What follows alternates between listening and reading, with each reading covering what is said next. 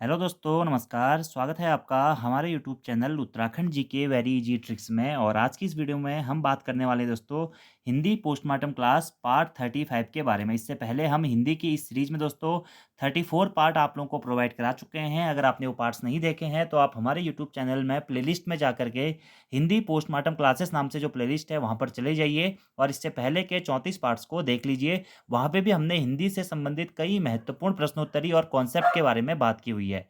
आज हमारा Hindi postmortem class का ये पार्ट 35 है, जिसमें हम दोस्तों अभी हाल ही में यूके ट्रिपल के जो भी एग्जाम्स हुए हैं उसमें हिंदी के जो भी प्रश्न पूछे गए थे उसका पोस्टमार्टम करते हुए चलेंगे। और 35 से लेकर 40 तक पार्ट्स में जितने भी क्वेश्चन अभी हाल ही के पेपर्स में आए हैं हिंदी से संबंधित, उनको हम पढ़ेंगे और उनके बारे में डिटेल से चर्चा करेंगे कि किस प्रकार के प्रश्न आगामी समय में पूछे जा सकते हैं। तो दोस्तों, अगर आपको ये वीडियो पसंद आती है, वीडियो को लाइक जरूर करें, कमेंट जरूर करें, अपने दोस्तों के साथ में भी वीडियो को जरूर शेयर करें। और हाँ, वीडियोज़ को यार कंटिन्यूसली जरूर देखिएगा, क्योंकि अब ये सीरीज हमारी कंटिन्यू रहने वाली है। उत्तराखंड भी चलेगी, हिंदी भी चलेगी और जीएस और रीजनिंग वाला सेक्शन भी आपको कंटिन्यूसली मिलता रहेगा। तो आप लोगों को सभी वीडियोस देखनी है। अभी आपके एग्जाम में दोस्तों समय है, जून या जुलाई के बाद ही आप लोगों के एग्जाम पॉसिबल है। तो तब तक अगर आप एक अच्छी खासी तैयारी करना चाहते हैं, अपना बेस बनाना चाहते हैं, तो पुरानी वीडियोज भी देख लीजिएगा और यहाँ से आगे के भी सभी वीडियोज को देख लीजिएगा। चलिए शुरू करते हैं दोस्तों आज की इस वीडियो को।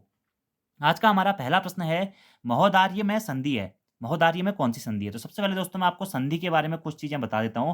संधि क्या होता है? दो वर्णों के मेल से जो भी विकार या परिवर्तन होता है उसे हम संधि कहते हैं। यानी कि संधि में जो पहले शब्द का अंतिम वर्ण होगा और दूसरे शब्द का प्रथम जो वर्ण होता है उसका मेल होता है, और उन्हीं मेल के बाद में जो विकार या परिवर्तन उत्पन्न होता है उसे हम कहते हैं संधि। जैसे कि नॉर्मली मैं अगर आपको एक एग्जांपल दोस्तों, तो देव धन आलय, ठीक है, देव धन आलय ये क्या हो जाता है? देवालय। तो यहाँ पर दोस्तों देखिए, देव वो में क्या आ रहा है? ओ आ रहा है ना, और पहला अक्षर क्या है? ओ। देव ओ धन ओ आ बराबर आ, ठीक है। तो देव धन आलय बराबर देवालय। तो याद रखना है आपको दोस्तों, दो समीपवर्ती वर्णों के मेल से जो विकार या परिवर्तन उत्पन्न होता है उसे संधि कहते हैं। और संधि में पहले शब्द के अंतिम वर्ण, पहले शब्द का अंतिम वर्ण वो है दोस्तों, ठीक है। लेकिन वो में किसकी मात्रा आ रही है? ओ, और दूसरे शब्द के प्रथम वर्ण आ का मेल होता है, तो इसी को हम दोस्तों क्या कहते हैं? संधि कहते हैं। और संधि ये हमारी संधि होगी और इसका अपोजिट क्या हो जाएगा? संधि विच्छेद हो जाएगा। यानी कि संधि के नियमों द्वारा मिले वर्णों को फिर से मूल अवस्था में लाने को हमारा संधि विच्छेद कहा जाता है। यानी कि दो वर्णों का मिलना ही हमारा मेनली संधि कहलाता है। अब संधि मुख्यतः दोस्तों हमारी तीन प्रकार की होती है। एक होती है स्वर संधि, दूसरा होता है व्यंजन संधि, और तीसरी होती है दोस्तों क्या? आपकी विसर्ग संधि। स्वर संधि में क्या होता है? जब स्वर के बाद में स्वर का मेल होता है तो वो हमारी स्वर संधि होती है, ठीक है। व्यंजन संधि क्या होती है? जब व्यंजन के बाद में स्वर या व्यंजन का संयोग होता है या मेल होता है तो वो हमारी व्यंजन संधि होती है। और विसर्ग संधि क्या होती है? कि जब विसर्ग के बाद में स्वर या व्यंजन आता है तो वह हमारी दोस्तों वहाँ पे विसर्ग संधि हो जाती है। अब स्वर संधि के भी मुख्यतः कितने प्रकार होते हैं दोस्तों? 5 प्रकार होते हैं स्वर संधि के। एक होता है दीर्घ स्वर संधि, दूसरा होता है गुण स्वर संधि, तीसरा होता है वृद्धि स्वर संधि, चौथा होता है दोस्तों यण स्वर संधि, और पांचवा होता है क्या? अयादि स्वर संधि, ठीक है। तो स्वर संधि में आपको याद रखना है कि जब स्वरों का मेल स्वरों से होगा, यानी कि प्रथम शब्द का अंतिम वर्ण भी स्वर होगा और दूसरे शब्द का प्रथम वर्ण भी स्वर होगा, तो वहां पे हमारी स्वर संधि होती है। और स्वरों की संख्या मूलतः कितनी होती है दोस्तों? आपको पता होना चाहिए, 11 मूलतः स्वरों की संख्या होती है। उच्चारण के आधार पर भी 11 होती है, ठीक है। और एक्चुअलिटी में लेखन के आधार पर स्वरों की संख्या 13 मानी जाती है। स्वर कौन कौन से होते हैं? अ, आ, ई, उ, री, ए, ऐ, ओ, औ। ये हमारे मूलतः स्वर होते हैं। और अंक और अह ये हमारे दोस्तों इन्हें भी स्वरों में ही गिना जाता है, तो लेखन के आधार पर ये हो जाते हैं। तो अब हम दोस्तों अपने प्रश्न पे आते हैं कि महोदार्य में कौन सी संधि है, ठीक है। अगर हम महोदार्य का संधि विच्छेद करेंगे दोस्तों तो हो जाता है महाधन औदार्य। महाधन औदार्य बराबर महोदार्य। अगर आप इसमें देखेंगे दोस्तों तो आ धन औ बराबर क्या हो रहा है? औ हो रहा है, ठीक है। आ धन औ, महा में आ रहा है ना, आ धन औ हो रहा है तो औ हो जा रहा है। तो ये हमारी कौन सी संधि होती है? वृद्धि संधि होती है। अगर आपको दोस्तों वृद्धि संधि का नियम पता होगा तो आपने पढ़ा होगा कि अगर औ या आ के बाद में ए या ऐ या ओ या औ आता है तो वहां पे हमारी क्या होती है? वृद्धि संधि होती है। अगर ओ या आ के बाद में ए या ऐ आता है तो वो ऐ बन जाता है, ठीक है। और अगर अ या आ के बाद में ओ या औ आता है तो वो हमारा औ बन जाता है। तो यहाँ पर हमारी वृद्धि संधि हो जाएगी। और वृद्धि संधि की दोस्तों एक ट्रिक भी होती है कि जहां पर आपको स्वर संधि के भेद दिए हों और आपको दो मात्राएं दिख रही हैं, ऐ की दो मात्राएं दिख रही हैं या फिर औ की दो मात्राएं दिख रही हैं, तो वहां पर हमारी क्या होती है? वृद्धि संधि होती है। तो देखिए दो मात्राएं दिख रही है महोदार्य में, तो यहाँ पे हमारी क्या हो जाएगी? वृद्धि संधि हो जाएगी, ठीक है।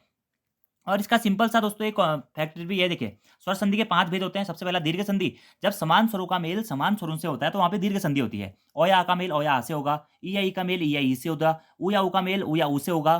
तो वहाँ पर हमारी क्या होती है, जब समान स्वरों का समान स्वरों से मेल होता है तो वहाँ पर हमारी दीर्घ स्वर संधि होती है। हमेशा यहाँ पे दीर्घ स्वर संधि की एक विशेषता होती है, या तो बड़ा आ की मात्रा आएगी, या बड़ी ई की मात्रा आएगी, या फिर बड़ा ऊ की मात्रा आएगी। ये हो गया दीर्घ संधि। अगला होता है दोस्तों गुण संधि। गुण संधि में क्या होता है कि अगर ओ या आ के बाद में ई ऊ या री आता है तो वहां पर हमारी दोस्तों गुण संधि होती है। और या आ के बाद में अगर ई या ई आता है तो यहाँ पे ए बनता है, ठीक है, और ए में एक मात्रा आती है, ठीक है। और या आ के बाद में अगर ऊ या ऊ आता है तो यहाँ पे हमारा ओ बनता है, ठीक है, और ओ में भी हमारी क्या आती है, एक मात्रा आती है। तो जहां पर भी हमारी एक मात्रा आएगी, ऊपर ऊपर ऐसे एक मात्रा आएगी, ए की या ओ की एक मात्रा आएगी, तो वहां पे हमारी गुण संधि होती है। कोई भी एग्जाम्पल आप उठा के देख लेना, ठीक है। अगला होता है आपका वृद्धि संधि, जो कि मैंने आपको बता दिया। अगर ओ या आ के बाद में ए आई या ओ औ आता है तो ए आई का आई हो जाता है, यानी कि दो मात्राएं आ जाएंगी आई में, और ओ या औ का औ हो जाता है, तो वहां पे भी हमारी औ की फिर दो मात्राएं आ जाती है, तो यहाँ पे हमारी वृद्धि संधि हो जाती है, ठीक है। अगला होता है दोस्तों क्या, यण संधि, ठीक है। एक अगला चौथा जो टाइप होता है यण स्वर संधि। तो यण स्वर संधि में क्या होता है, जब ई ऊ या री के बाद में कोई भी भिन्न स्वर आता है, ठीक है, ई ऊ या री के बाद में कोई भी भिन्न स्वर आता है तो वहां पर हमारा यण स्वर संधि हो जाती है, ठीक है। अगर ई या ई के बाद में भिन्न स्वर आ रहा है तो ये बन जाता है यो, ठीक है। अगर ऊ या ऊ के बाद में भिन्न स्वर आ रहा है तो ये बन जाता है वो। अगर री के बाद में कोई भिन्न स्वर आ रहा है तो वो रॉ बन जाता है, और अगर लृ के बाद में कोई भिन्न स्वर आ रहा है तो वो क्या बन जाता है, लॉ बन जाता है। कोई भी एग्जाम्पल आप उठा के देख लेना दोस्तों। इसकी भी एक ट्रिक होती है, अगर यो व रॉ के पहले, अगर यो व और रॉ के पहले कोई भी आधा वर्ण आता है या आधा स्वर आता है तो वहां पे हमारी क्या हो जाती है, यण स्वर संधि हो जाती है। कोई भी एग्जाम्पल आप उठा के देख लेना, ठीक है। और अगला लास्ट होता है दोस्तों हमारा क्या, अयादि स्वर संधि। अयादि स्वर संधि में क्या होता है, अगर ए आई ओ और औ के बाद में कोई भी भिन्न स्वर आता है तो वहां पर हमारा ए के बाद में भिन्न स्वर आएगा तो आई बन जाएगा, आई के बाद में आएगा तो आई बन जाएगा, ओ के बाद में आएगा तो औ बन जाएगा, औ के बाद में आएगा तो आओ बन जाएगा। और ऐसे शब्दों में अधिकतर क्या होता है दोस्तों, हमारे तीन शब्दों की संधि होती है, या तीन शब्द होते हैं, जैसे कि नयन, पवन, पावक, पावन, नायक, इस टाइप से, ठीक है। और इसका एक ट्रिक ये भी होता है दोस्तों कि अगर आपके इनके उच्चारण में ना आई, आई, औ, औ, आर ऐसा एग्जाम्पल होता है, वहां पे हमारी अयादि संधि होती है। तो यहाँ पे दो मात्राएं आ रही है दोस्तों, क्या हो जाएगा यहाँ पे हमारी ये वृद्धि संधि हो जाएगी। तो संधि का देखिए पूरा पोस्टमार्टम हो गया है। स्वर संधि का कोई भी एग्जाम्पल आएगा दोस्तों, आप सिर्फ एग्जाम्पल से ही देख के देखिए, दो मात्राएं लगी हैं तो सीधे सीधे वृद्धि संधि। अगर एक मात्रा होती ऐसे करके महोदय होता तो वहां पे हमारा एक मात्रा में गुण संधि हो जाती, ठीक है। देवालय होता, आ की मात्रा आ रही है तो दीर्घ संधि हो जाती। अयादि पवन होता या पावन होगा या पावक होता तो वहां पे अयादि संधि हो जाती, ठीक है। अगला हमारा दूसरा प्रश्न है कि वृक्ष शब्द का वर्ण विन्यास क्या होगा, ठीक है। देखिए वर्ण विन्यास क्या होता है दोस्तों, दो चीजें होती है, एक होता है वर्ण का संयोजन और एक होता है वर्ण का वियोजन, जिसे हम वर्ण विन्यास या फिर वर्ण विच्छेद भी कहते हैं। यानी कि वर्णों को अलग अलग करना ही हमारा वर्ण विन्यास या वर्ण विच्छेद कहलाता है। अब वृक्ष का वर्ण विन्यास आपसे पूछा गया कि वृक्ष को आप कैसे अलग अलग करेंगे, तो राइट आंसर हो जाएगा दोस्तों आपका इसका ऑप्शन नंबर बी। वृक्ष देखिए व हलंत धन री, ठीक है। तो ये जो रॉ की मात्रा नीचे लग रही है ये री के कारण आ गई, ठीक है। बाकी छ, छ आपने पढ़ा होगा संयुक्त व्यंजन है, तो संयुक्त व्यंजन छ कैसे कैसे बनता है, क धन सौ, इससे मिलके हमारा छ बनता है ना, तो क धन सौ धन अ, तो वृक्ष क्या हो जाएगा, ऑप्शन नंबर बी आपका यहाँ पे सही आंसर हो जाएगा, ठीक है। ऐसे ही नॉर्मली अगर मैं आपको एक सरल सा एग्जांपल दूं दोस्तों, अगर आपसे कहते हैं कि कमल का वर्ण विच्छेद कीजिए या कमल का वर्ण विन्यास क्या होगा, ठीक है। तो कमल, तो क हलंत धन अ, ठीक है, धन म हलंत धन अ, धन लौ हलंत धन अ, तो यही हमारा क्या होता है, वर्ण विन्यास होता है। यानी कि वर्णों को अलग अलग करना या किसी भी शब्द या वर्णों के समूह को अलग अलग करके लिखने की प्रक्रिया ही हमारा वर्ण विन्यास कहलाती है। तो वृक्ष शब्द का वर्ण विन्यास क्या होता है, ऑप्शन नंबर बी हो जाएगा दोस्तों, व हलंत र धन क हलंत धन सौ हलंत धन अ, वृक्ष, ठीक है। ऐसे ही दोस्तों आपको मैं एक एग्जांपल दे रहा हूं, किताब, किताब का वर्ण विन्यास आपको कमेंट बॉक्स में करके देना है कि क्या होगा। अगले प्रश्न की बात करते हैं दोस्तों, वह वाक्य जिसमें एक मुख्य या स्वतंत्र उपवाक्य और एक या एक से अधिक गौड़ या आश्रित उपवाक्य होते हैं, क्या कहलाता है। मिश्र वाक्य कहलाता है, सरल वाक्य कहलाता है, विधिवाचक वाक्य कहलाता है, या फिर संयुक्त वाक्य कहलाता है। अब सबसे पहले बात आती है कि वाक्य क्या होता है। सार्थक शब्दों का व्यवस्थित समूह दोस्तों हमारा क्या कहलाता है, वाक्य कहलाता है। यानी कि शब्दों के जो शब्द होते हैं, हमारे शब्दों का व्यवस्थित क्रम ही हमारा क्या कहलाता है, वाक्य कहलाता है। यानी कि शब्दों से मिलकर ही हमारे वाक्य बनते हैं, आप ये कह सकते हैं, ठीक है। वाक्य दोस्तों हमारे मेनली वाक्यों का विभाजन दो प्रकार से किया जाता है। एक क्या जाता है अर्थ के आधार पे, तो अर्थ के आधार पे वाक्य हमारे दोस्तों कितने प्रकार के होते हैं, 8 प्रकार के होते हैं। एग्जाम में पूछा गया प्रश्न है आबकारी प्रवर्तन वाले एग्जाम में कि अर्थ के आधार पे वाक्य के कितने भेद होते हैं? 8 भेद होते हैं, ठीक है। उसी प्रकार से दूसरे जो प्रकार से जो हम क्वालिफिकेशन करते हैं दोस्तों, वो है रचना के आधार पे वाक्य के कितने प्रकार के होते हैं? तो रचना के आधार पे वाक्य दोस्तों हमारे 3 प्रकार के होते हैं। एक होता है सरल वाक्य, दूसरा होता है संयुक्त वाक्य और तीसरा होता है मिश्रित वाक्य। तो वहीं से दोस्तों आपका ये प्रश्न पूछा गया, देखिए कि वह वाक्य जिसमें एक मुख्य या स्वतंत्र उपवाक्य और एक या अधिक गौण या आश्रित उपवाक्य होते हैं, क्या कहलाता है? तो ये दोस्तों हमारा कहलाता है क्या? मिश्र वाक्य। क्या कहलाता है? मिश्र वाक्य कहलाता है। इनकी परिभाषा दोस्तों आप लिख लीजिएगा। देखिए, सरल वाक्य क्या होते हैं? जिन वाक्यों में केवल एक उद्देश्य और एक विधेय होता है, वह हमारे सरल वाक्य या साधारण वाक्य कहलाते हैं। जैसे कि राम खाना खाएगा, विवेक पढ़ता है, इस टाइप से, ठीक है। ये सरल वाक्य हो गए जहाँ जहाँ पे एक उद्देश्य और एक विधेय होता है, ठीक है। अगला होता है दोस्तों हमारा क्या? संयुक्त वाक्य। संयुक्त वाक्य में क्या होता है? जिन वाक्यों में दो या दो से अधिक सरल वाक्यों को और, एवं, तथा, या, अथवा, इसलिए, अतः, फिर भी, तो, नहीं, किंतु, परंतु इस प्रकार से जोड़ा जाता है, वह हमारे संयुक्त वाक्य होते हैं।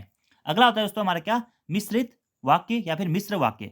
जिन वाक्यों में एक प्रधान मुख्य उपवाक्य होता है और अन्य आश्रित या गौण उपवाक्य होते हैं तथा ये आपस में कि, जो, क्योंकि, जितना, उतना, जैसा, वैसा, जब, तब इस प्रकार से जुड़े रहते हैं, वह हमारे दोस्तों क्या कहलाते हैं? मिश्र वाक्य कहलाते हैं। जैसे कि एक एग्जांपल अगर मैं आपको बताऊं, मैं जानता हूं कि तुम्हारे अक्षर अच्छे नहीं बनते। मैं जानता हूं की से दोस्तों इसे जोड़ा गया है, ठीक है। तो की से जोड़ हुआ है तो यहाँ पे मिश्रित या मिश्र वाक्य हो जाता है। और ये 3 दोस्तों कॉन्सेप्ट हमारे ऐसे हैं ना, मिश्र वाक्य, संयुक्त वाक्य और सरल वाक्य। यहाँ से हर एग्जाम में एक प्रश्न बनता ही बनता है, तो आपको याद रखना पड़ेगा। सरल वाक्य जो सिंपली लिखा होगा, संयुक्त वाक्य क्या होगा? जो और, एवं, तथा, या, अथवा, इसलिए, अथवा, फिर भी, किंतु, परंतु इस प्रकार से जुड़ा हुआ होगा। और मिश्र वाक्य क्या होगा? जो यद्यपि, तथापि, क्योंकि, जितना, उतना इस प्रकार से मिलकर बना होगा, वह हमारे मिश्रित वाक्य माने जाते हैं। सरल वाक्य में एक उद्देश्य और एक विधेय होता है। संयुक्त वाक्य में दो सरल वाक्यों से मिलकर हमारा एक संयुक्त वाक्य बनता है, ठीक है। और दो सरल वाक्य किससे मिलकर बने होते हैं? मतलब किससे जुड़ते हैं? और, एवं, तथा, या इस प्रकार से जुड़ते हैं। और मिश्र उपवाक्य क्या होता है? मिश्र वाक्य क्या होता है? जहाँ पे एक प्रधान उपवाक्य और एक आश्रित उपवाक्य होता है या गौण उपवाक्य होता है, उससे हमारा मिश्र वाक्य बनता है। तो आंसर हो जाएगा आपका इसमें क्या? मिश्र वाक्य। अगले प्रश्न की बात करते हैं दोस्तों कि मुद्दई का अर्थ क्या होता है, ठीक है। तो मुद्दई का अर्थ होता है वादी। वादी यानी कि मुद्दई जिसने मुद्दा किया है, यानी कि जिसने आपका कोर्ट में अपील की है। कोर्ट में मेनली जो आपकी न्यायपालिका होती है उसमें मुद्दई शब्द का प्रयोग किया जाता है। वाद यानी कि वाद दायर करने वाला, रिट डालने वाला, वो क्या कहलाता है? मुद्दई कहलाता है। तो मुद्दई का अर्थ क्या हो जाएगा? वादी हो जाएगा, ठीक है। और जिसके खिलाफ मुद्दा किया गया है वह हमारा क्या हो जाएगा दोस्तों? वह हो जाएगा प्रतिवादी, ठीक है, प्रतिवादी। अगले प्रश्न की बात करते हैं। निम्न में से किस कवि की कविताओं में सामंती बोध एवं पूंजीवादी छल छद्म दोनों का प्रतिकार मिलता है?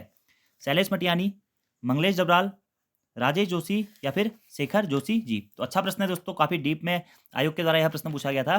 निम्न में से किस कवि की रचनाओं में सामंती बोध और पूंजीवादी छल छद्म दोनों का मिश्रण मिलता है? तो ये मिलता है दोस्तों किसमें? मंगलेश डबराल जी की रचनाओं में। किसमें मिलता है? मंगलेश डबराल जी की रचनाओं में मिलता है।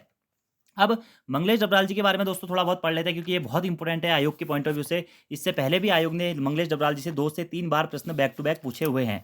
हिंदी में दोस्तों जो भी आपके राइटर्स दिए गए ना, 22 से 23 राइटर, वो राइटर आप लोगों को अच्छी तरीके से कर लेने हैं, उसी में से आपके एग्जाम में प्रश्न पूछे जाएंगे, ठीक है।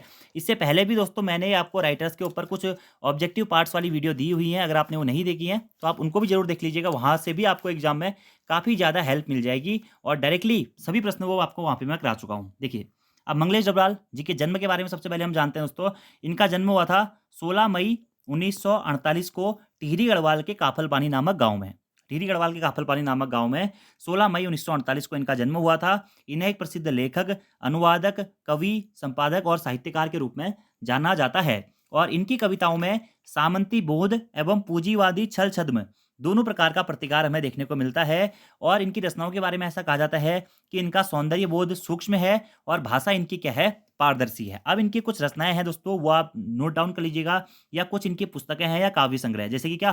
पहाड़ पर लालटेन किसका है? मंगलेश डबराल का है, ठीक है। लेखक की रोटी, एक बार आयोवा, ये भी पूछा गया है। आवाज भी एक जगह है, घर का रास्ता, संगतकार, नए युग में शत्रु, कवि का अकेलापन, ये इनकी कुछ प्रमुख दोस्तों रचनाएं हैं जो कि एग्जाम में पूछी गई हैं बहुत बहुत बार। पहाड़ पर लालटेन, लेखक की रोटी, एक बार आयोवा, आवाज भी एक जगह है, घर का रास्ता, नए युग में शत्रु और कवि का अकेलापन। इनकी रचना हम जो देखते हैं के लिए इन्हें हम जो देखते हैं, ये भी किसकी रचना है? मंगलेश डबराल जी की रचना है और इसी रचना के लिए इन्हें सन 2000 में साहित्य अकादमी पुरस्कार से भी सम्मानित किया गया था। तो मंगलेश डबराल जी को सन 2000 में हम जो देखते हैं काव्य के लिए साहित्य अकादमी पुरस्कार से सम्मानित किया गया है। यह प्रश्न भी यूके ट्रिपल एससी के द्वारा पहले पूछा जा चुका है। इनके द्वारा दोस्तों कुछ पत्रिकाओं पर भी कार्य किया गया, जैसे कि क्या? हिंदी पैट्रियट पत्रिका, प्रतिपक्ष पत्रिका और आसपास, प्रतिपक्ष और आसपास नामक पत्रिकाओं में संपादक के रूप में मंगलेश डबराल जी के द्वारा कार्य किया गया था और मेनली ये टिहरी गढ़वाल के काफल पानी नामक गांव से संबंध रखते थे। ठीक है, इसी के साथ साथ दोस्तों मंगलेश डबराल जी को सन 1982 में ओम प्रकाश स्मृति सम्मान से भी सम्मानित किया गया था। ठीक है, और 1989 में इन्हें श्रीकांत वर्मा पुरस्कार से और 2000 में इन्हें साहित्य अकादमी पुरस्कार से सम्मानित किया गया था इनकी रचना हम जो देखते हैं के लिए। ठीक है, तो ये चीज़ें आपको इनसे दोस्तों याद रखनी है। और कुछ जो पत्रिकाओं में इन्होंने काम किया था, जैसे कि हिंदी पैट्रियट, प्रतिपक्ष, आसपास, पूर्वाग्रह, अमृत प्रभाव, इन मुख्य पत्रिकाओं में मंगलेश डबराल जी के द्वारा कार्य किया गया था। ठीक है, तो ये पॉइंट आपको दोस्तों याद रखना है। मंगलेश डबराल जी के बारे में सभी चीज़ें हमने पढ़ ली हैं। अगला प्रश्न है, लहरें व्योम चूमती उठती पंक्ति में कौन सा अलंकार है? ठीक है, तो लहरें व्योम चूमती उठती पंक्ति में दोस्तों आपका क्या है? अतिशयोक्ति अलंकार है। अतिशयोक्ति अलंकार क्या होता है दोस्तों? कि जब लोक सीमा का अतिक्रमण करके किसी बात को बहुत ज्यादा बढ़ा चढ़ाकर बता दिया जाता है तो वहां पर हमारा क्या होता है? अतिशयोक्ति अलंकार होता है। जैसे कि लहरें व्योम चूमती उठती, जो लहरें हैं वो आकाश को चूमती हुई उठती हैं, तो क्या होता है? लोक सीमा का अतिक्रमण करके किसी बात को बहुत ज्यादा बढ़ा चढ़ाकर यहाँ पे कह दिया, तो यहाँ पे हमारी क्या है दोस्तों? अतिशयोक्ति अलंकार है। और अतिशयोक्ति अलंकार का ही एक उदाहरण और होता है हमारा, जैसे दोस्तों क्या?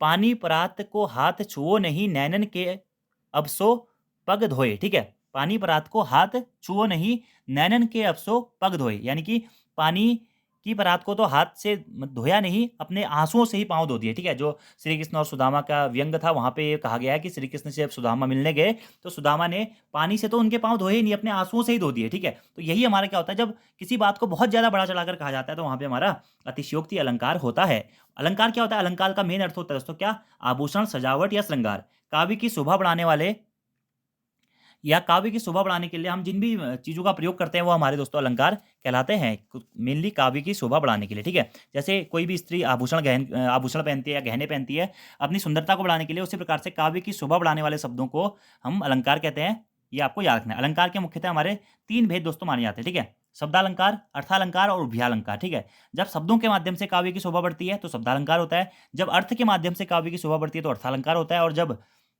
शब्द और अर्थ दोनों के माध्यम से काव्य की सुंदरता बढ़ती है तो वहाँ में हमारा उभयालंकार होता है। तो अतिशयोक्ति अलंकार दोस्तों हमारा क्या है? ये अर्थालंकार का एक भेद माना जाता है। ठीक है, ये पॉइंट भी आपको डायरेक्टली नोट डाउन करना है। अगले प्रश्न की बात करते हैं। नाटक लेखन में संवाद से पूर्व किस चिन्ह का प्रयोग किया जाता है? ठीक है, तो नाटक लेखन में दोस्तों संवाद से पूर्व हमारा कोलन चिन्ह का प्रयोग किया जाता है। ठीक है, और कोलन चिन्ह क्या होता है? ये ऐसे करके जो चिन्ह बनता है हमारा, ये हमारा दोस्तों क्या होता है? कोलन चिन्ह होता है। अब कभी कभी दोस्तों क्या होता है, कहानी और आप ये मान के चलिए कि नाटक में क्या अंतर होता है। ठीक है, कहानी कही जा सकती है या पढ़ी जाती है या लिखी जाती है। ठीक है, और जब उस कहानी को किसी भी मंच पर प्रस्तुत किया जाता है तो उसी को हम कहते हैं क्या? नाटक। जब कहानी को किसी भी मंच पर प्रस्तुत किया जाता है तो हमारा नाटक कहलाता है। या आप ये कह सकते हैं कि कहानी का जो संबंध होता है वो सिर्फ लेखक और पाठक से होता है, लेकिन नाटक का जो संबंध होता है वो लेखक, निर्देशक, पात्र, दर्शक, श्रोता और अन्य कई सारे लोगों के साथ में होता है। ठीक है, नाट्य मंचन आप लोगों ने पढ़ा होगा कि जब कोई भी कहानी को स्टेज पर परफॉर्मेंस उसका किया जाता है या उसे नाटक के रूप में प्रदर्शित किया जाता है तो वह हमारा दोस्तों क्या होता है? नाटक लेखन कहलाता है। तो प्रश्न पूछा गया था कि नाटक लेखन में संवाद से पूर्व, जब नाटक लेखन में हमारा संवाद होता है, संवाद यानी कि आपस में चर्चा होती है, तो वहां पर किस चिन्ह का प्रयोग किया जाता है? तो इस कोलन चिन्ह का प्रयोग किया जाता है। ठीक है, जैसे कि आप यहाँ पे पढ़ते होंगे राम, राम का कोई लाइन है तो ये कोलन चिन्ह का प्रयोग करके आगे उसकी लाइन लिखी रहती है। फिर लक्ष्मण, लक्ष्मण की कोई लाइन है तो ऐसे कोलन का प्रयोग करके आगे लाइन लिखी रहती है। ऐसे ही सीता, सीता का कोई लाइन है तो ऐसे आगे कोलन का प्रयोग करके ये हमारी आगे ये लिखा जाता है। ठीक है, तो नाटक लेखन में संवाद से पूर्व किन चिन्हों का प्रयोग करते हैं? अच्छा प्रश्न है दोस्तों। तो नाटक लेखन में संवाद से पूर्व हमारा कोलन चिन्ह का प्रयोग करते हैं और इसका सिंबल होता है ये। ठीक है, ऐसे करके 2 डॉट। ठीक है, कोष्टक क्या होता है? ऐसे। ठीक है, ऐसे भी कोष्टक होता है। ठीक है, योजक चिन्ह क्या होता है? ऐसे डैश होता है। ठीक है, और उपयुक्त में से कोई नहीं तो कोई नहीं हो गया, तो ऑप्शन नंबर ए इसका हमारा राइट आंसर हो जाएगा। ठीक है, तो नाटक लेखन में मुख्यतः आपको याद रखना है कि किसी भी कहानी को मंच पर प्रस्तुत करना ही हमारा क्या होता है? नाटक कहलाता है। ठीक है, कहानी और नाटक मेनली दोस्तों दोनों एक जैसे ही होते हैं, लेकिन जब कहानी को एज अ स्टेज पर जाकर उसे परफॉर्मेंस दी जाती है तो वो हमारा मेनली नाटक कहलाता है। ठीक है, नाटक ज़्यादा प्रभावी होता है कहानी से। अगला हमारा प्रश्न है दोस्तों कि मीराबाई की भाषा मूलतः थी अवधी, ब्रज भाषा, मराठी या फिर राजस्थानी। तो मीराबाई जी की भाषा मूलतः तो कौन सी है दोस्तों? राजस्थानी भाषा है मीराबाई की। ठीक है, अब मीराबाई एक भक्तिकालीन कवियत्री के रूप में जानी जाती है और भक्ति काल में भी दोस्तों सगुण काव्य धारा की कृष्ण मार्गी कवियत्री के रूप में हमारा मीराबाई को जाना जाता है। अब देखिए, अगर हम भक्ति काल की बात करें तो दो काव्य धाराएं इसमें चलती हैं। एक होती है सगुण काव्य धारा, जो कि हमारा ईश्वर पर विश्वास करते हैं, ईश्वर के रूप की पूजा करते हैं। ठीक है, और दूसरा होता है निर्गुण काव्य धारा। ठीक है, निर्गुण काव्य धारा के कवि जो कि ईश्वर मतलब मूर्ति पूजा का विरोधी होते हैं और ईश्वर को नहीं मानते। ठीक है, मूर्ति पूजा के असल में विरोधी होते हैं, आप ये कह सकते हैं। तो मीराबाई क्या थी? सगुण काव्य धारा की कृष्ण मार्गी कवि के रूप में इन्हें जाना जाता है, यानी कि ठीक है, जो ईश्वर के सगुण रूप अर्थात साकार रूप की आराधना करती थी। और इसी से प्रश्न है कि मीराबाई की भाषा मूलतः क्या थी दोस्तों? तो मूलतः इनकी भाषा क्या थी?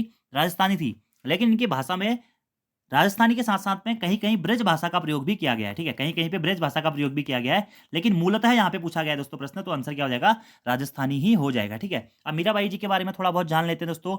मीराबाई जी का जन्म अलग-अलग जगहों पे आप अलग-अलग पढ़ेंगे दोस्तों। कहीं आप पढ़ेंगे कि राजस्थान में जोधपुर के पास में 1503 ईस्वी में हुआ था और कहीं-कहीं लिखा गया कि 1498 में हुआ था। ये प्रश्न एग्जाम में वैसे पूछा भी नहीं जाएगा कि मीराबाई का जन्म कब हुआ था, लेकिन तब भी आप नोट डाउन कर लीजिएगा कि कहाँ हुआ था? जोधपुर के आस-पास राजस्थान में हुआ था। ठीक है, और इनकी मृत्यु 1546 के आस-पास में हो गई थी। और इनसे दोस्तों एक बहुत महत्वपूर्ण प्रश्न ये होता है कि जो हमारा मीराबाई थी, यह कृष्ण को अपने पति या आराध्य के रूप में मानती थी। ठीक है, और सगुण काव्य धारा की महत्वपूर्ण कवियत्री के रूप में इन्हें जाना जाता है। ये कृष्ण मार्गी कवियत्री थी जिनका जन्म जोधपुर के पास में राजस्थान में हुआ था। मीराबाई की कुछ रचनाओं के बारे में बात करते हैं दोस्तों। इनके कुछ रचनाएं या जो कृतियां थी वो कौन-कौन सी हैं? नरसी जी का मायरा, नरसी जी का मायरा इनकी रचना है। गीत गोविंद टीका, गीत गोविंद टीका भी दोस्तों इनकी रचना है। ठीक है, इसी के साथ-साथ में राग सोरठ के पद, राग सोरठ के पद, ठीक है, और स्फुट पद, स्फुट पद, खंडे जी का मंदिर, ये हमारी कुछ इनकी कृतियां थी मीराबाई जी की, जो कि महत्वपूर्ण है। नरसिंह जी का मायरा, गीत गोविंद की टीका, राग गोविंद, राग सूरठ के पद और स्फुट पद। ठीक है, और दोस्तों ये चित्तौड़ के राजघराने से संबंधित मानी जाती हैं। और मीराबाई के गुरु जी का नाम आपको याद रखना है, रैदास। मीराबाई के गुरु कौन थे? रैदास मीराबाई के गुरु थे और ये कृष्ण को अपने पति या आराध्य के रूप में मानती थी। और मीराबाई के गीतों का संकलन किसमें किया गया है? मीराबाई पदावली नामक ग्रंथ में किया गया है। ठीक है, और मीराबाई की अधिकांश रचनाओं में राजस्थानी मिश्रित भाषा का प्रयोग किया गया और इनकी मूलतः भाषा कौन सी थी? राजस्थानी ही थी, लेकिन कहीं-कहीं पे ब्रिज भाषा का भी प्रयोग हुआ है। और इनकी रचनाओं में श्रृंगार और शांत रस की भी प्रधानता पाई जाती है। इसी के साथ-साथ मीराबाई जी की जो रचनाएँ हैं, उनमें विरह गीतों हेतु प्रसिद्ध कवयित्री के रूप में मीराबाई जी को जाना जाता है। और मीराबाई जी की जो कविताओं का संकलन है, वह मीराबाई पदावली के नाम से भी जाना जाता है। ठीक है, और मीराबाई जी के ऊपर एक पुस्तक भी है, मीरा मुक्तावली, मीरा मुक्तावली, जो कि नरोत्तम दास जी के द्वारा संकलित की गई है। तो मीराबाई का संबंध किससे था? सगुण काव्य धारा की कृष्ण मार्गीय या कृष्ण भक्ति कवित्री के रूप में इन्हें जाना जाता है। तो आंसर हो जाएगा ऑप्शन नंबर डी, राजस्थानी। अगला प्रश्न है दोस्तों कि पर्णकुटी का विलोम शब्द क्या होगा? तुष्टि, प्रसाद, प्रासाद या फिर तटस्थ। अब सबसे पहले दोस्तों पॉइंट ये आता है कि पर्णकुटी होता क्या है? पर्णकुटी का अर्थ होता है दोस्तों क्या? झोपड़ी, यानी कि पत्ते या घास की कुटिया पर्णकुटी कहलाती है। ठीक है, और पर्णकुटी का विलोम हो जाएगा दोस्तों आपका क्या? प्रसाद। प्रसाद मतलब क्या होता है? राजभवन या फिर देवालय। ठीक है, यानी कि बड़ा महल या राजभवन आप कह सकते हैं। ठीक है, तो पर्णकुटी छोटी सी झोपड़ी, पत्ते या घास की कुटी, और प्रासाद मतलब क्या होता है? बड़ा सा राजभवन या फिर देवालय। ठीक है, तो पर्णकुटी का विलोम हो जाएगा प्रासाद। ठीक है, अब एक शब्द होता है दोस्तों क्या? तुष्टि। तुष्टि का अर्थ क्या होता है? संतोष या फिर प्रसन्न। ठीक है, और तुष्टि का विलोम अगर पूछेगा तो क्या हो जाता है? असंतुष्टि हो जाता है या फिर अतुष्टि हो जाता है। ठीक है, अगला है प्रसाद। प्रसाद का विलोम क्या हो जाता है दोस्तों? विषाद। प्रसाद का विलोम क्या है? विषाद। और तटस्थ, तो तटस्थ का जो विलोम हो जाता है दोस्तों वो क्या होता है? साक्षेप या सापेक्ष। सापेक्ष हो जाएगा। ठीक है, सापेक्ष हो जाएगा हमारा तटस्थ का विलोम। ठीक है, तो ये चीजें भी आपको नोट डाउन कर लेनी है। अगला प्रश्न है, निम्न में से सुरसरी का पर्यायवाची शब्द कौन सा है? मधुआ, अंबर, निकेत या फिर जानवी। तो सुरसरी किसका पर्यायवाची होता है दोस्तों? ये तो खुद गंगा का पर्यायवाची है। ठीक है, गंगा। तो जानवी इसका राइट आंसर हो जाएगा कि सुरसरी का पर्यायवाची शब्द कौन सा हो जाएगा? जानवी हो जाएगा। ठीक है, अब सुरसुरी के कुछ अर्थ अगर हम बात करें तो गंगा भी सुरसुरी का पर्यायवाची है। इसके साथ में ही विष्णुपगा, जाह्नवी, देवनदी, अलकनंदा, भागीरथी, मंदाकिनी, नंदेश्वरी, अमृतरंगिनी, देवपगा, विष्णुपदी, ये सभी हमारी गंगा के पर्यायवाची या सुरसरी के पर्यायवाची माने जाते हैं। अगला हमारा प्रश्न है दोस्तों, निम्न में से उच्छिप्त व्यंजन कौन कौन से होते हैं? ठीक है, अणो और अढ़ो, सौ और सौ, पौ और फौ और छो और त्रो। तो ये तो बहुत सरल सा प्रश्न है दोस्तों, और हर बार इस प्रकार का प्रश्न एक एग्जाम में पूछा ही जाता है कि उच्छिष्ट व्यंजन कौन से हैं, अंतस्थ व्यंजन कौन से हैं, द्विगुण व्यंजन कौन कौन से हैं। तो उच्छिष्ट व्यंजन को ही दोस्तों क्या द्विगुण व्यंजन भी कहा जाता है। और कौन कौन से हैं, अणो और अढ़ो। अणो और अढ़ो ये हमारे क्या होते हैं, उच्छिष्ट व्यंजन या द्विगुण व्यंजन कहलाते हैं। और ये कौन से वर्ग में आते हैं दोस्तों, तो टॉ वर्ग के अंतर्गत ये आते हैं। इसमें टॉ वर्ग के अंतर्गत ये आते हैं, ठीक है। और इनका उच्चारण कहाँ से होता है, मूर्धन्य से इनका उच्चारण माना जाता है। और द्विगुण व्यंजन या उच्छिष्ट व्यंजनों से हमारा कोई भी शब्द शुरू नहीं होता है, ये भी पॉइंट आपको नोट करना है। कोई भी शब्द हमारा यहाँ पे शुरू नहीं होता है। अब ये तो हो गए द्विगुण व्यंजन, कौन कौन से दोस्तों, द्विगुण या उच्छिष्ट व्यंजन, अणो और अढ़ो, ठीक है। इसके साथ में कभी कभी पूछा जाता है कि अंतस्थ व्यंजन क्या होते हैं, कि अंतस्थ व्यंजन क्या क्या होते हैं, यो, रो, लो और वो, ये हमारे दोस्तों अंतस्थ व्यंजन कहलाते हैं। अगला आता है ऊष्म व्यंजन, कौन कौन से होते हैं, तो तालव्य सौ, मूर्धन्य सौ, दंत्य सौ और हो, ये हमारे क्या होते हैं दोस्तों, ऊष्म व्यंजन होते हैं। सौ सौ सौ हो, ठीक है। ऐसे प्रश्न आता है संयुक्त व्यंजन कौन कौन से होते हैं, तो छो, त्रो, ज्यों और स्त्रो, ये हमारे दोस्तों क्या होते हैं, संयुक्त व्यंजन कहलाते हैं। अगर हम व्यंजनों की बात करें तो उच्चारण के आधार पे व्यंजनों की संख्या कितनी मानी जाती है, 33 मानी जाती है, ठीक है। और लेखन के आधार पे व्यंजनों की कितनी संख्या मानी जाती है, 39 मानी जाती है। और उच्चारण के आधार पे स्वरों की संख्या कितनी मानी जाती है, 11 मानी जाती है। और लेखन के आधार पे स्वरों की संख्या कितनी मानी जाती है, 13 मानी जाती है। तो इसी प्रकार से अगर प्रश्न ये बनता है कि उच्चारण के आधार पे कुल वर्ण कितने होते हैं, तो उच्चारण के आधार पे दोस्तों वर्णों की संख्या आपकी 44 मानी जाती है, 33 और 11 44, ठीक है। और वहीं लेखन के आधार पे वर्णों की संख्या कितनी मानी जाती है, जिसमें स्वर और व्यंजन दोनों होते हैं, तो ये 52 मानी जाती है। ये पॉइंट भी दोस्तों आपको डायरेक्टली नोट डाउन कर लेना है, इस प्रकार के प्रश्न भी एग्जाम में आपसे पूछे जाते हैं। इसी प्रकार से कभी कभी पूछा जाता है दोस्तों कि लुंठित या प्रकंपित व्यंजन कौन सा है, तो रॉ दोस्तों हमारा क्या है, लुंठित या फिर प्रकंपित व्यंजन है क्या, रॉ। उसी प्रकार से कभी कभी पूछ लिया जाता है कि अर्धस्वर क्या क्या होते हैं, यो और वो दोस्तों हमारे क्या होते हैं, अर्धस्वर कहलाते हैं। इसी प्रकार से कभी कभी पूछ लिया जाता है कि पार्श्विक व्यंजन कौन सा होता है, तो लौ दोस्तों हमारा क्या होता है, पार्श्विक व्यंजन होता है क्या, लौ। इसी प्रकार से कभी कभी पूछ लेगा दोस्तों कि आयोगवाह क्या होते हैं, ठीक है। तो अनुस्वार और विसर्ग, अनुस्वार और विसर्ग हमारे क्या होते हैं, आयोगवाह कहलाते हैं। अंक और अहो आप मेन लिए कह सकते हैं, ठीक है। ये हमारे क्या है, आयोगवाह है, ठीक है। कभी कभी कहा जाता है कि काकल्य वर्ण कौन सा होता है, तो ह दोस्तों क्या होता है, काकल्य वर्ण ह कहलाता है। तो इस प्रकार के जो कॉन्सेप्ट होते हैं दोस्तों ये आपको याद रखने हैं। कभी कभी हो जाएगा दंत्योष्ट, दंतोष्ट व्यंजन कौन सा है, दंतोष्ट, तो व और फ ये हमारे दंतोष्ट व्यंजन भी कहलाते हैं। तो ये कुछ महत्वपूर्ण पॉइंट है दोस्तों जो कि एग्जाम में कभी कभी पूछ ले जाते हैं, आपको ये याद रखने हैं। हाँ, एक और पॉइंट आपको याद रखना है दोस्तों, कभी कभी पूछ लिया जाता है कि स्पर्श संघर्षी व्यंजन कौन कौन से हैं, स्पर्श संघर्षी, स्पर्श संघर्षी, देखिए संघर्षी व्यंजन या संघर्षी व्यंजन भी इन्हें कहा जाता है, और इन्हें तालव्य व्यंजन भी कहा जाता है। क्या, तालव्य व्यंजन, यानी कि जो हमारा दूसरा है तालव्य वाला, चौ छौ जौ झौ यों, ये हमारे क्या होते हैं, स्पर्श संघर्षी कहलाते हैं। चौ छौ जौ झौ यों, कभी कभी प्रश्न पूछ लेगा इनमें से कौन सा स्पर्श संघर्षी व्यंजन है, तो याद रखना है चौ छौ जौ झौ यों, जो हमारा तालव्य वर्ग होता है उसी को स्पर्श संघर्षी व्यंजन भी कहते हैं। बाकी ट्रिक तो आपको याद होगी दोस्तों, के टी एम दो, ठीक है। कंठ, तालव्य, मूर्धन्य, दंत्य और ओष्ठ्य। तो कंठ में पहले के 5 क ख ग घ ङ, तालव्य या तालु जिसे स्पर्श संघर्षी भी कहते हैं, चौ छौ जौ झौ य, मूर्धन्य में टौ ठौ डौ ढौ ण, दंत्य में तौ थौ दौ धौ न, ओष्ठ्य में पौ फौ ब भ म। ये आपको याद रखना है। तो आंसर हो जाएगा ऑप्शन नंबर ए, अणौ और अढ़ौ।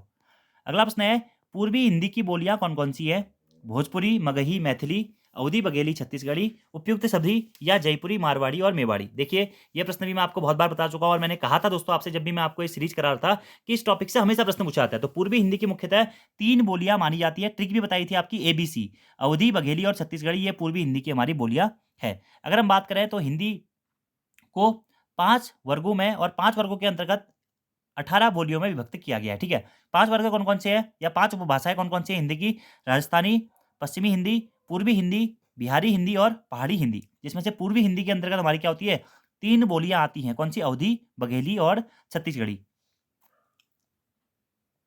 वहीं हम बात करें भोजपुरी, मगही और मैथिली, ठीक है। तो भोजपुरी किसके अंतर्गत आती है दोस्तों, ये आती है आपकी बिहारी हिंदी में, ठीक है। भोजपुरी किस में आती है, बिहारी हिंदी में आती है। मगही भी किस में आती है, बिहारी हिंदी में आती है। और मैथिली भी हमारी किस में आती है, बिहारी हिंदी में आती है, ठीक है। तो इसकी ट्रिक बताई थी मैंने आपको, क्या, MMB, मगही, मैथिली और भोजपुरी, मगही, मैथिली और भोजपुरी बिहारी हिंदी के अंतर्गत आती है। जयपुरी, मारवाड़ी और मेवाड़ी ये राजस्थानी हिंदी के अंतर्गत आती है। मेवा, माल, जय, मार, ठीक है। मेवाती, मालवी, जयपुरी और मारवाड़ी ये हमारी किस में आती है, राजस्थानी हिंदी में आती है।